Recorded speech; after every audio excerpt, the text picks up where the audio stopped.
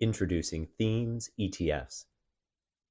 Our ETFs seek to provide a way to own the opportunities that are shaping the future and moving markets, with expense ratios 40% cheaper than the average charged by our competitors.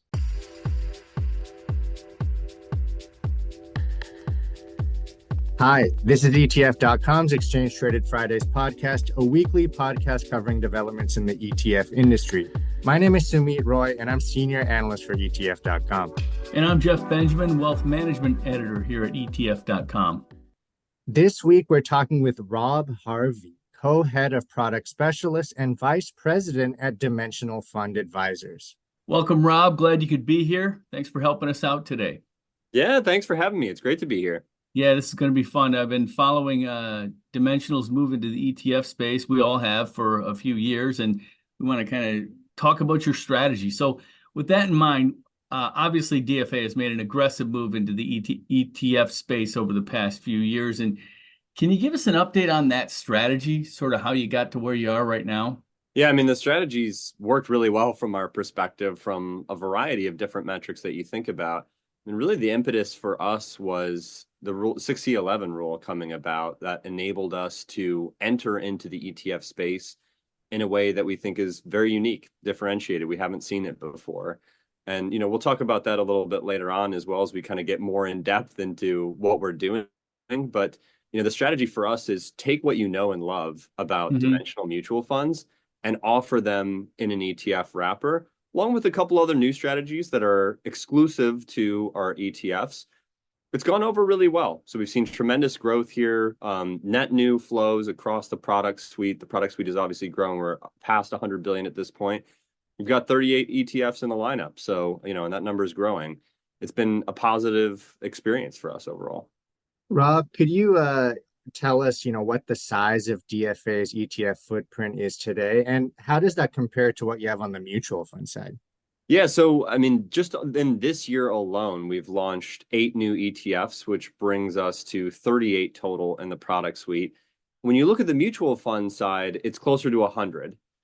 But when you think about the time frame that it took us to get to these milestones, the 38 that we've had on the ETFs has happened over the course of just over 3 years. It took 40 years for us to build the mutual fund product suite that we have. So in the ETF space, we've really come roaring onto the scene, and it's been tremendously successful from that standpoint. It's not just the count of strategies either. You also see it reflected in the AUM. As I said, we're the largest active ETF issuer out there in the market, over $100 billion right now. We've seen really strong flows, so we expect to see that number increase over time as well. So not a complete replica of the mutual fund lineup that we have, but it's definitely grown quickly, and it's been well received by investors. We know DFA has an extremely loyal following among financial advisors. And I think I've talked to people in the past that over there at your shop that said that was that kind of feedback was largely driving your move into the ETF space. Can you give us an idea of the kind of feedback you're hearing about this move into ETFs among advisors? Are they just completely loving it, or are they kind of still on both sides of the fence using your mutual funds and your ETFs? I mean, overall, advisors are completely loving it. We partner with all kinds of different financial professionals. So if you think about, institutional clients, or you have, funds that are sort of in a DC lineup, for example, that the taxable component of that maybe isn't as important. And so we have those investors in our client base who are sticking with mutual funds. Overall, the advisors that we work with are extremely excited to be able to offer what people know about Dimensional, sort of our philosophy, our implementation, our low cost in a new wrapper. And so we've had a lot of success there. It's not only been pleasing for the existing advisors that we partner with, but also it's opened the door to a lot more conversations with other financial professionals that are ETF exclusive that we were only able to access once we entered into this space. This evolution really isn't very surprising to us. The reaction from advisors isn't surprising because, it was their input that we took when we entered into this space in the first place. We wanted to make sure that if we were going to launch a new type of product, like getting into ETFs, that they would be well received, that it is something that people wanted. So it's been positive. We're excited about the growth, but it hasn't been a surprise. Rob, you talked about that absolutely torrid growth you've seen in your ETFs. What do you attribute that to? What's causing such massive growth? And are you seeing any cannibalization of your mutual fund assets? Yeah, I'll talk about the growth first of all, because I think Dimensional found itself in a real sweet spot out there in the industry. And you have people who sort of align themselves more with traditional stock picking active management, and the performance hasn't been great by and large. We know that active managers who are picking stocks, highly concentrated, high conviction portfolios, tend to not do very well. They tend to underperform their benchmarks on a net of fees basis. So hard to get excited about that if you're an investor. But on the other hand, when you think about the rise in indexing and how attractive, sort of quote unquote passive investing is out there in the market too, that's also not very exciting for investors who can only ever perform as good as the benchmark that they're tracking, if not worse, because of fees. And there's a lot of problems with tracking indices as well. And more of that is coming to light now than ever before. So investors are more aware of the shortfalls associated with indexing. And so if you're not excited about indexing and you're not excited about traditional stock picking active management, then maybe systematic active is a good place for you to be. And so we have a lot of investors who are attracted to a time-tested approach that has long-term performance. Like I said, we've been around for 40 years. It just hasn't been in the ETF space for that long. With the greatest minds in modern financial theory backing you. We have Nobel Prize winners who we partner with very closely to tell us about, more about the research we can implement in our portfolios. So you kind of get the best of both worlds. You have low cost, well-diversified solutions similar to indexing, but we do seek to outperform. Like you also have the objective in traditional stock picking active management, but our track record there has been really, really strong, since the time that we've been around, and we expect that to continue in the future as well. In terms of the cannibalization, I mean, I don't necessarily think about it in that way, I guess. It would be really weird for us to launch ETFs and to have none of our existing clients go and invest in those ETFs. You would hope that you would create a product that your existing investors would be excited about, and that's definitely happened. So we have seen some shift from, advisors in particular who are moving from our mutual funds to our ETFs, and that's great. We have, as I said before, many investors who want to stick with mutual funds. We're attracting new business into mutual funds and ETFs. So it's really more just about empowering investor choice. What kind of vehicle do you want to have access to Dimensional in? We have it available in multiple flavors, and it's really up to the end investors. We've seen strong interest in both. That's great, Rob. And you mentioned, investors are familiar with, traditional active, they're familiar with index-based funds, but what is systematic active for people who aren't familiar with that?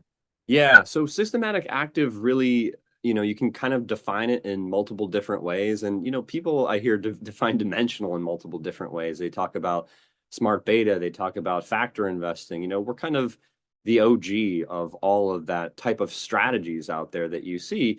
For our perspective, what it is you identify an area of the market that has higher expected returns. For example, in our equity strategies, we know small caps tend to outperform large caps over longer periods. And then what you do in your strategies is you target those areas in the market with higher expected returns consistently over time. So you don't see Dimensional flip-flopping between value and growth or small cap and large cap. If you're aligned with us, if you believe what the research tells you about where returns come from in the market, then you don't have a reason to deviate from that. And we don't. So, investors get a very consistent experience from us. It's not necessarily that small caps are going to outperform in every single year. We know they won't. That's impossible in any asset class that you choose. But when you pick up your statement at the end of the quarter, there's no surprises. You know exactly what you're going to get. Dimensional's sticking to our guns over time. The process evolves, of course. There's always new research coming to light that we can incorporate into our strategies to make them more efficient or improve returns even more. But what you know about Dimensional from 30 years ago is still in place in our strategies today. It's just gotten even better. And so I think that's comforting for investors who may have trouble navigating the market and figuring out, where should I go based on geopolitical events or, the macroeconomic picture.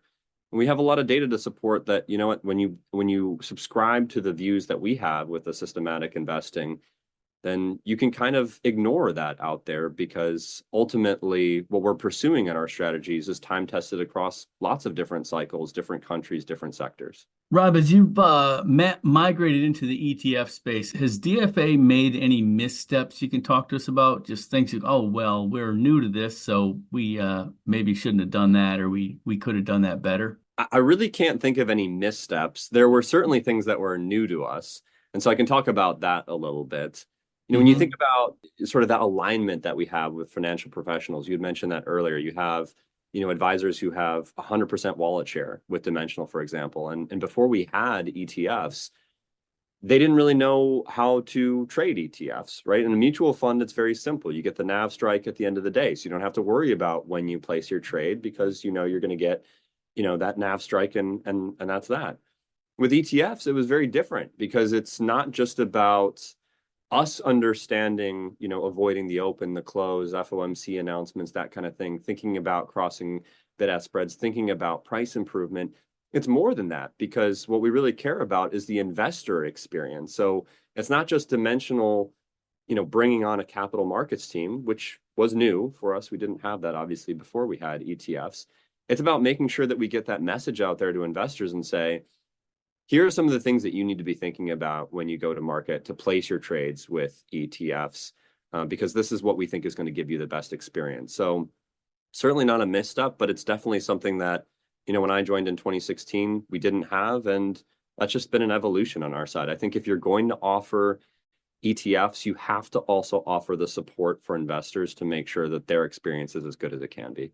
Rob, can you talk to us about what kind of ETFs you currently have on the market, what you might launch in the future, and what you probably won't launch in the future? I assume you're not going to get into cryptocurrency ETFs or anything like that. Before I get to us not launching cryptocurrency ETFs, which I think is probably a pretty good bet, let me first talk about sort of our strategy on going to market.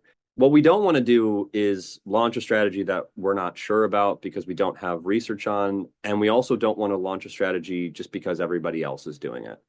So, the idea that, well, there's market share maybe that you could capture by doing something that's exactly the same as what's out there isn't really getting us out of bed in the morning. What we want to make sure that we're doing is bring something unique and differentiated to the market that's consistent with the rigorous approach that we have to vetting ideas here at Dimensional. And so what that means is, with the ETF product suite, a lot of those ideas that were very successful in mutual funds port well into the ETF space. So you do see sort of brother-sister strategies across ETFs and mutual funds. But the landscape evolves over time as well. And so there are ETFs that we've launched that don't have mutual fund brother or sisters, just because of client demand. So large cap vector is a good example of that. We only have it in an ETF flavor. If you want to really emphasize profitability within large caps, this is a great way for you to be able to do it. Also, our core equity market solutions, which are some of my favorite strategies that we have here at Dimensional.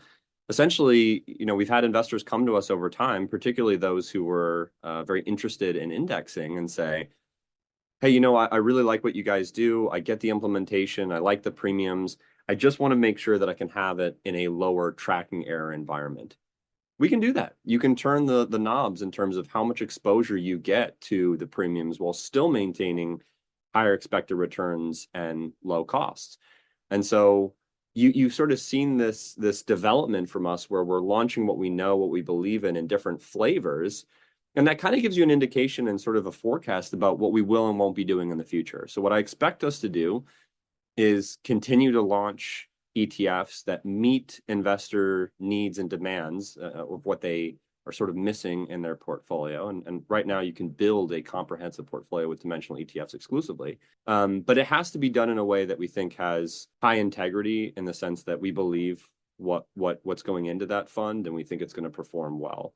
And of course, the opposite side of that is, speculating on, new hot trends or things that, maybe have a lot of demand right now, but we don't really see a way to be differentiated or valuable.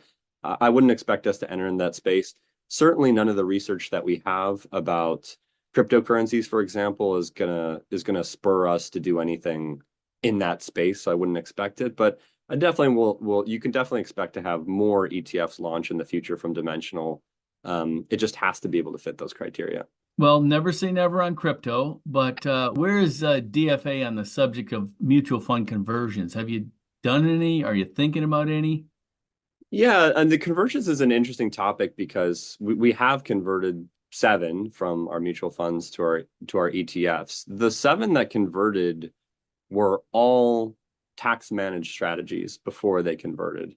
And so obviously in ETFs in particular, you have an additional tool available to you to help manage the taxes through the in-kind mechanism of create redeems. That's useful. And so those strategies converted very early on into our foray into the ETF space. We don't have any other existing tax managed commingled vehicles right now on the mutual fund side that are sort of waiting to convert. So there's nothing in the pipeline. It doesn't mean that it won't necessarily happen, but there's just nothing that's out there right now where we think that there's a large demand out there to convert to an ETF. Okay. And then what about ETF share classes? That's something that some fund companies have tried to jump on that bandwagon as the patent expired from Vanguard. Yeah, definitely. And we're definitely one of those companies that are sort of entering the foray and asking for relief in that sense as well. I don't know that I'd say that we're on the bandwagon with that. I think we're probably, when you think about the arguments that we've made about why we think it would be a good fit for us to have share classes in our mutual funds, ETF share classes in our mutual funds, the arguments that you see are very different from what you get in other asset managers. Everybody kind of has the scale argument, right? When you have more assets accumulated in a single vehicle, there's scale to be had, and that's a good thing. So that's true with us as well. But really what I've seen from us is something that's pretty differentiated in the way that we think about turnover and costs, which is a major consideration about why you would or would not allow a ETF share class for a mutual fund. And a lot of that revolves around, well, who pays the bill for turnover that may or may not do anything beneficial in the portfolio? So if you think about an indexed strategy, anytime that you have applications or redemptions coming into the fund, there's obviously costs associated with buying and selling securities. If you have a pro rata approach to doing that, where your portfolio doesn't change overall, you're just buying and selling miniature snapshots of whatever the portfolio holds, then that is purely a cost argument where you just have to try to mitigate those costs as much as possible and think about how you spread them. I don't think that's necessarily as compelling as what we have and what we've put forward, which is dimensional. When you have flexibility in your approach, which we do, then that allows turnover to actually benefit you over time. So I mentioned before that we have these premiums that we focus on. If in a market-wide portfolio you're targeting smaller securities, then in your create baskets you can bring in more of those small cap securities to help you achieve those expected returns that you're looking for. And on the way out in redemption baskets, you can kind of reduce the weight in large cap growth names, for example. And so for us, the turnover that you would incur by having those share classes put together is actually a good thing, that both ETF and mutual fund share classes would benefit from that. And so I think we've made a very powerful argument that's very different from what you see other asset managers saying out there. I certainly have seen a lot of activity. You're going to expect to see more and more of that, like you said, after the patent rolled off. But this is something we've been arguing for some time. It's not just the case that the patent rolled off and we decided to get into this. We've been kind of making this argument and building our case over time. And I think you can see that thoughtfulness come through in our approach and in the materials that we've published as well. Mm-hmm. Well, good stuff, Rob. Really appreciate the insight into what Dimensional has got going on in the ETF space. We'll certainly continue to watch you and see where you're headed next. Definitely. Thank you so much for having us on. Listeners, I hope you enjoyed this episode. You can find this and all other Exchange Traded Fridays episodes on ETF.com or on any major podcast platform. See you next week. Introducing Themes ETFs. Our ETFs seek to provide a way to own the opportunities that are shaping the future and moving markets, with expense ratios 40% cheaper than the average charged by our competitors.